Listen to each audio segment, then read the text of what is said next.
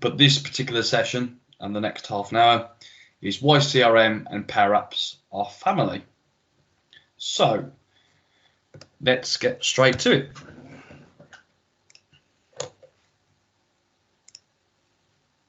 So for those that don't recognise my face or don't recognise my voice, I'm Jason. I'm the head of CRM here at TechMan. So some housekeeping to start with. Hopefully you can all hear me. Everything is clear. This will last for 30 minutes. And we'll leave room for some Q&A at the end. So if there's any problems, I've got some colleagues in the chat as well with us. So they'll be able to pick up and help you if you're struggling at all or got any questions. Any questions that you raise throughout, we'll pick up at the end. And of course, the time at the end, you're free to unmute yourself or drop it in the chat, and we'll be happy to answer any questions that you've got. So let's get cracking.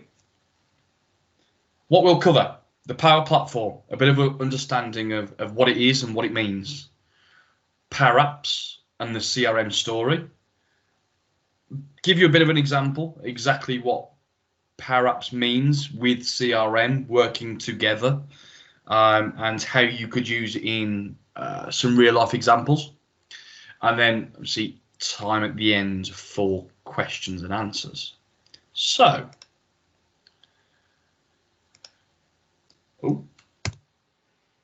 bit too rush on that one. So the Power Platform. The Power Platform is a combination of a number of technologies, and those technologies that you'll see advertised throughout Microsoft are Power Apps, Power BI, Power Automate, Power Virtual Agents.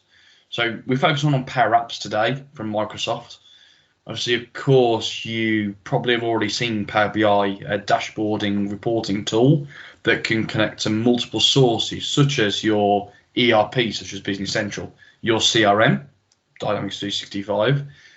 Then earlier today, my colleague Kelly in the CRM team covered a session on Power Automate and how that is a workflow engine to help automate certain processes within the organization and also integrate between Outlook, your CRM, and other applications as well. And Power Virtual Agents is essentially the ability to embed chats and bots around the principle into websites and enhancing the customer experience is probably one way of putting it. Clearly, there's more definition and more features behind all of them, but for the sake of time, that's just an introduction to what the Power Platform looks like from Microsoft. So, Power Apps, focusing on Power Apps themselves, what are they? So, without me trying to read just word for word, but in short, Power Apps is what it says on the tin. It is an app, and it provides a platform that you can create apps yourselves or in conjunction with a partner like ourselves that overcome different business challenges. And the idea with Power Apps is that they are low code or in certain circumstances, no code. But you can build apps to what you want them to be for your organization. So you may say, well, I want something that deals with this particular business challenge. And we could put that in our ERP, we could put that in our CRM, or we could put it in another. But that could potentially be costly. It would mean license implications. It would overcomplicate the core solution because it's not really what it's there for. So where do I put it?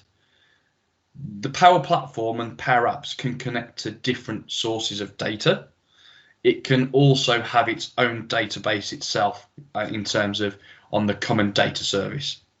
So the idea is that Power Apps is a way of quickly, efficiently building custom, so specific to you, apps that your business data uses. And then a user consumes that data and does something with it. So they might return some values back, or they might just use it for viewing purposes. So at the moment, and I say at the moment, we have two types of Power App. We have a canvas and we have a model-driven app. So a canvas is essentially what I would call an opportunity to give a user or a set of people an app that visualizes the data in a different way, in a simpler way, cuts out all the noise that you would find in a typical ERP system, and even simplifies further what you see in a CRM system. So what I would call a canvas app is that it is a way of visualizing data that you're connecting to a source already. And it's like putting a skin on something, on top of something. So it's a different way to visualize. Whereas a model-driven app, that's different. A model-driven app is essentially you starting from scratch with your app, and you are defining exactly what you want that app to do. You're putting logic in of how it works. You're putting security into it. You're creating admin areas to that app. You're creating end user areas to that app, which may be a canvas app as well, for example, that links to a model-driven app. But the idea is that you are defining the components you are adding to it. Whereas on a canvas app, you are just trying to find a different way to visualize data and visualize a different source of information. So the idea with a model-driven app is that you are putting data into it and modeling it in a particular way that you wish to. You're adding a process, so you're defining processes that how you work through the app, what you should do, where you should click, how you should then go on to the next action as part of the app. And then also the app itself in terms of the structure, so the tables, the entities, the data, the fields, that kind of stuff. So this is very much a more all-encompassing app of how you want something to work. And I'll come on to some examples of this shortly. But one, just to think about this at the moment in time, and something that we've got internally within our business, that we have a visitor system. We've got a visitor system that has been created with a Power App. The Power App, in terms of the admin side of it, managing the bookings, managing lunches, managing who gets notified, managing how to mass sign people out, how to print off a list for fire, etc. That's all out of a model-driven app. That functionality, that logic is all in a model-driven app. Whereas we have a canvas app, and we have two. We have one that is for the employee. So, for example, myself, I want to be able to log onto the app and say I want to join and get a booking for so and so that is coming into the office. So I go in, I tap in, put their name in, book it, no problem at all. That's now put into the system. I then have another app, again a canvas app, that is the front end of the visualization. You walk through our doors at St Mark's Church. You then see a tablet on a stand in front of you that welcomes you into the business. You then click welcome, sign in, read the notes, put your signature across. Who are you here to see? No problem at all. Click OK. It prints a badge out for you. That is the front end canvas app that a visitor uses. So again, the logic of how the app works is in the model driven app, but the front end of what an employee or a visitor would use is a canvas app. I say at the moment that between the two, because what we're starting to see is canvas model driven. It's all kind of joining together closer and closer. Whereas first of all, it was very much, you've got canvas, you've got model driven. Now you're starting to see them intertwine with each other more and more and more. And you will continue to see that.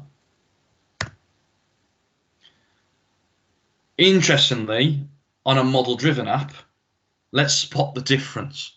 So without you beady-eyed people looking in the top left-hand corner, if you hadn't have done that, you'd have gone, well, there isn't that much difference besides the bar at the top being in purple and navy blue. The one on the right in navy blue is CRM. So either the customer service or the sales app side of CRM from Dynamics 365. The left-hand side is Power Apps. But look, the structure is very similar. The menu on the left-hand side is similar. The headings at the top are similar. Dashboards can be similar, etc. So this is where I'm now starting to come on to. CRM and Power Apps are family, because the simple way of putting it is that CRM, so sales and customer service and marketing apps from Microsoft, are big model-driven apps. I say big, but they are already built model-driven apps that you will take advantage of already, opposed to you starting from scratch. So that's the beauty of already taking a pre-built model-driven app such as CRM.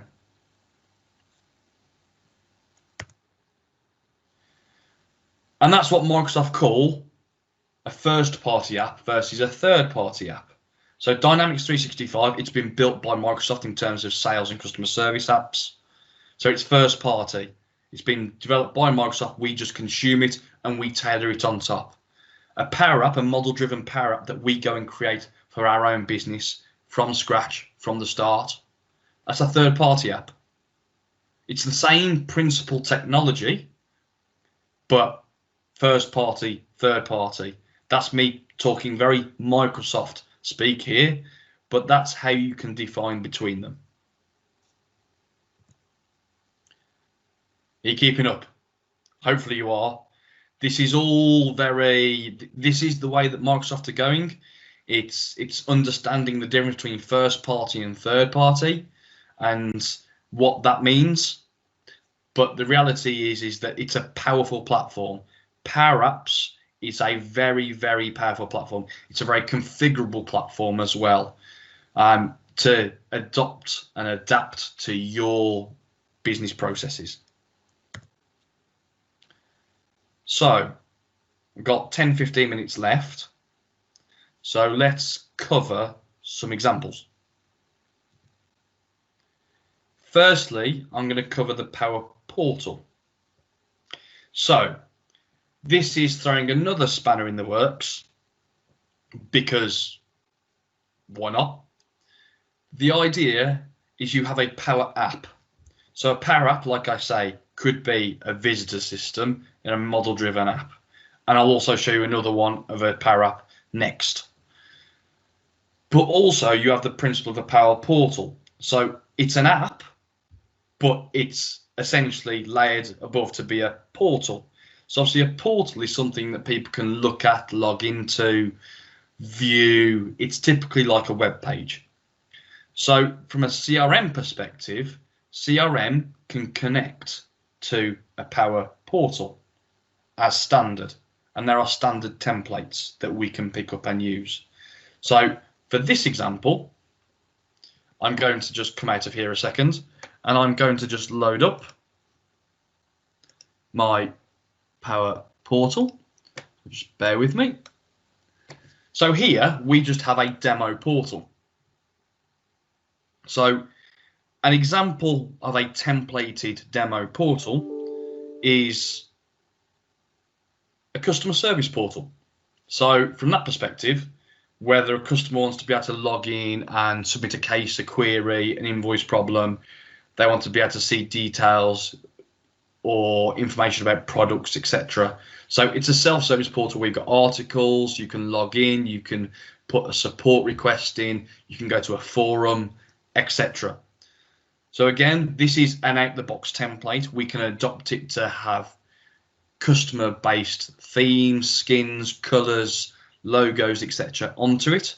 And the idea on top of that is we've got the other side of the portal where you don't log in and it becomes just a knowledge base. So if you have an area on your website that you want to direct people to from a product area, you want them to be able to read a fact sheet, troubleshooting, etc. And it's like a portal, it's a knowledge base.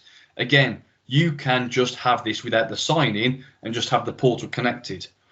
The reality is that this content here, all these areas that you click on, for example, these areas are very much out of CRM.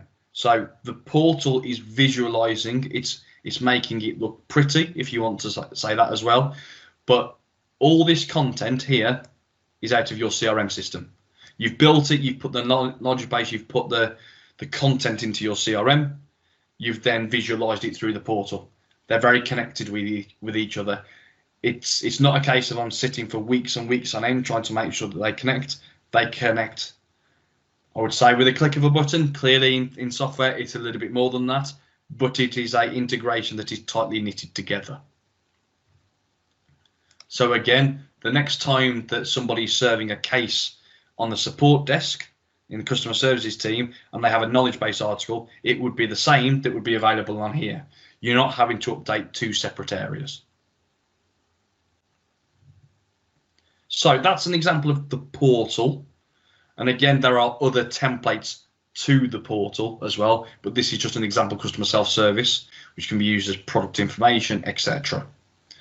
So then the next one, as you can see, is product catalog. So within my CRM, so those that have been with us throughout multiple sessions in Sofa Summit 3, you'll be able to see that on the left-hand side of my CRM system, I have the menu. I can go into different areas of the system. So here, I've clicked on products. Now, if you pay attention at the moment to some particular products, I've got dog toy, I've got round table, laptop, etc.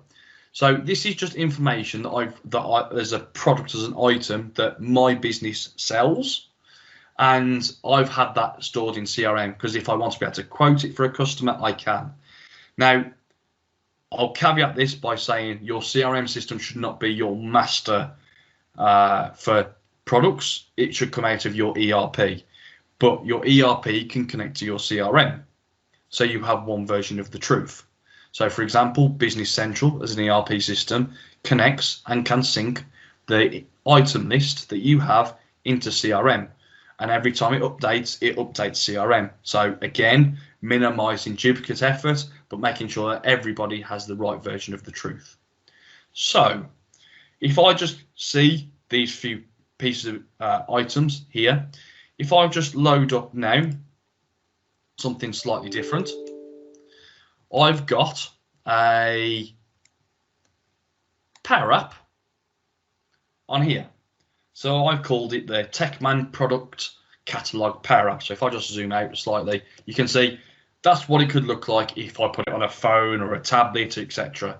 Now, very simple. I click here to begin. Then what will load is I've got Southridge video demo roundtable, Southridge laptop. Oh, dog toy. I click on dog toy and I've got dog toy. The best ever, says me. But the idea is if I was to go back into my CRM system and I clicked on dog toy, the best ever, says Jason. So again, I'm showing how I'm visualizing something in a Power App that's been created within CRM. So again, hoping that demonstration allows me to, if I go back, I've got hot tub. Hot tub wasn't on that list. The reason why is that I've set up that only that product catalog will display an item if it's got an image against it. So if I just click on upload an image, I just go to desktop, select hot tub, click OK, click change. That has put an image against the hot tub. If I go into, bear with me, if I go back to Power Apps a second and reload, click here to begin, hot tub has now appeared. So I am only entering my data once. This is a true Canvas app style. I am just displaying my data in a different way. So if you sell a number of products that is very visual, very catalogue-esque, and you've got sales reps that are on the road at the moment. Obviously, that's questionable, but out and about or going through with people, or you want to give access to a customer to go through a catalogue, then I can see here that I can give an access to a Canvas app. I can help go through and on a catalogue-esque style requirement, I can sit down with a customer, or they can go through the app and go, yeah, I'll have one of those, one of those, one of those. You highlight them all together. We put the function in. It creates a quote in your CRM. You can then push that quote into Business Central, for example. And all of a sudden, it's all an all very lovely experience, seamless for the customer. From them choosing a visual product on a catalogue on an app that's actually stored in CRM, which has come some of the core data out of Business Central to complete the loop of the order all the way back round. But the Power App is enabling you to visualize this in a better way with your customer, because realistically, I know and I accept, as much as I work in this every single day, is that you wouldn't sit there and try and show that screen to a customer while you're on site. They would just get confused. They just want something very simple that says, what's the product? What's it look like? What's the description? What's the attributes? What's the price, for example? Yes, do I want it? Yes or no? Done. So again, it's a way of using Power Apps with the platform that's all very connected, as I say, to make your lives easier, but also to improve your customer experience that you can offer as well. Just to emphasize the point finally, as I've got a couple of minutes left, is Power Apps. So if I go to powerapps.com, I would sign in. Here I'm in the TechMan environment. So without getting too technical, the idea is that whether I was creating a Canvas app or a model-driven app, or I wanted to go and enhance my CRM system with some additional functionality, I always come to powerapps.microsoft.com. I then go onto solutions and I choose what I want to do. So is it part of the CDS portal? Is it part of Omnichannel, which is linked to core CRM offering? Again, I'm seeing my CRM solutions, my CRM functionality available here, but I'm also seeing my only Power Apps functionality available here. So that's where I'm trying to say and emphasize the point. Power Apps and CRM, they are one of the same. Yes, there's different apps, first party, third party, depends on what you need and how you build it. So do you want something out of the box, i.e. CRM, or do you want to create something yourself to put on top of CRM or have completely independent, such as a visitor system? So again, trying to say that this is why they are family. They're all together, they all work together, they connect together. And that's why if you are invested in Microsoft, you can take advantage of the functionality. And that's where I would probably say, as a whole, to finish off, it allows you, the Power Platform and the rest of the Microsoft stack allows you to unlock potential.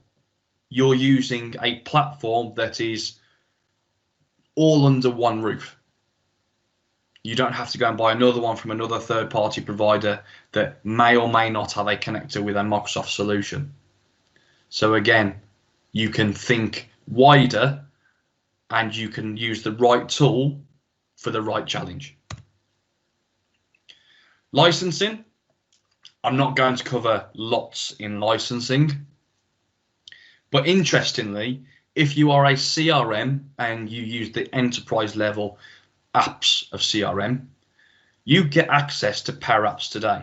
So as a user, me, if I have a sales enterprise, I can also have that Power App product catalog and I can just go use it.